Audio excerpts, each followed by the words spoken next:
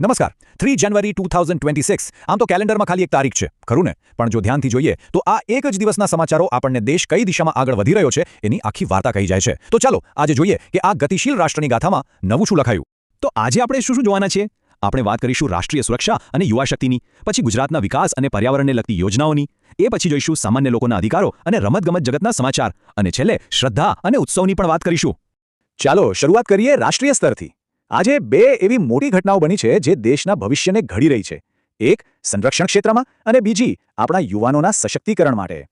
આજના દિવસના સૌથી મોટા સંરક્ષણ સમાચાર આવ્યા છે ડીઆરડીઓ તરફથી ઓડિશાના દરિયાકાંઠેથી પ્રલય નામની મિસાઇલનું એક નહીં પણ બે વાર સફળતાપૂર્વક પરીક્ષણ કરવામાં આવ્યું છે તો આ પ્રલય મિસાઇલ છે શું જુઓ એકદમ સરળ શબ્દોમાં કહીએ તો આ જમીન પરથી જમીન પરના ટૂંકા અંતરના લક્ષ્યોને નિશાન બનાવવા માટેની એક ખૂબ જ શક્તિશાળી મિસાઇલ છે એની ખાસિયત છે એની ચોકસાઈ અને એની રેન્જ જુઓ 150 લઈને 500 કિલોમીટર સુધી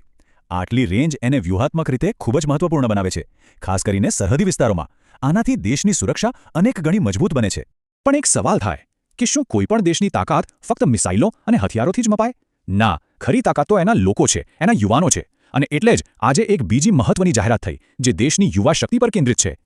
સરકાર વિકસિત ભારત યુવા નેતાઓનો સંવાદ કાર્યક્રમની બીજી આવૃત્તિનું આયોજન કરી રહી છે આનો મુખ્ય હેતુ એ જ છે કે દેશના યુવાનો અને ભવિષ્યના નેતાઓને રાષ્ટ્ર નિર્માણના કામમાં જોડવા માટે પ્રેરણા આપવામાં આવે ચાલો હવે રાષ્ટ્રીય સ્તરથી આવીએ રાજ્ય સ્તર પર અહીં ગુજરાતે બે એવી મોટી જાહેરાતો કરી છે જે વિકાસ અને પર્યાવરણ આ બંને વચ્ચે એક સરસ સંતુલન જાળવવાનો પ્રયાસ કરે છે મતલબ કે રાજ્ય એક સાથે બે મોટા પડકારોનો સામનો કરી રહ્યો છે એક તરફ શહેરોનો વિકાસ થઈ રહ્યો છે અને એને ટેકો આપવો જરૂરી છે અને બીજી તરફ પર્યાવરણનું રક્ષણ કરવું એ પણ એટલું જરૂરી છે પહેલી પહેલ શા માટે જરૂરી છે ને એ સમજવા માટે આ આંકડા પર નજર કરીએ ગુજરાતના કુલ વિસ્તારમાંથી માત્ર 11.03% વિસ્તારમાં જ વન અને વૃક્ષો છે દેખીતી રીતે આ આંકડાને સુધારવાની જરૂર છે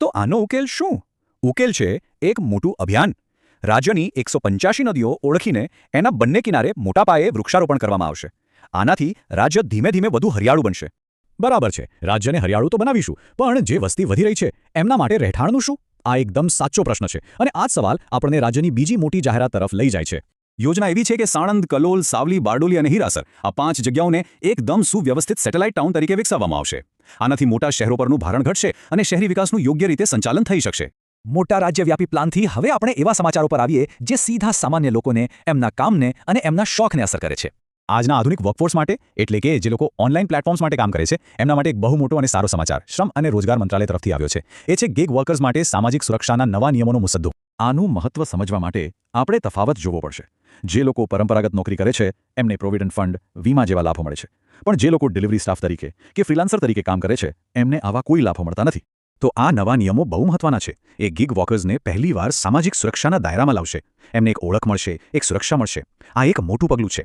સારું તો કામના મેદાન પરથી હવે આવીએ રમતના મેદાન પર અહીંયા પણ એક મોટો ફેરફાર થયો છે ભારતીય મહિલા હોકી ટીમના નેતૃત્વમાં એક નવો ચહેરો આવ્યો છે આખી પ્રક્રિયા ઘણી ઝડપી છે નેધરલેન્ડ્સના સોર્ડ મરીનને નવા કોચ બનાવવામાં આવ્યા છે અને તેઓ બહુ જલ્દી એટલે કે 14 જાન્યુઆરીએ ભારતમાં આવીને ટીમનો ચાર્જ સંભાળી લેશે અને છેલ્લે નીતિ નિયમો અને રમતગમતની દુનિયાથી આગળ વધીને આ દિવસ એક બહુ જ મહત્વપૂર્ણ સાંસ્કૃતિક અને આધ્યાત્મિક ઘટના માટે પણ ખાસ રહ્યો આજે પોષી પૂનમનો તહેવાર છે એટલે કે મા અંબાનો પવિત્ર પ્રાગટ્ય દિન લાખો લોકો માટે આ દિવસ ખૂબ જ ઊંડી ધાર્મિક આસ્થા અને મહત્વ ધરાવે છે આ ઉજવણીનું સૌથી મોટું આકર્ષણ હોય છે માતાજીની ભવ્ય શોભાયાત્રા જેમાં તેઓ ગજરાજ એટલે કે શાહી હાથી પર સવાર થઈને ભક્તોને દર્શન આપવા નીકળે છે આ દ્રશ્ય આખા સમુદાયને શ્રદ્ધાના એક તાંતણે બાંધી દે છે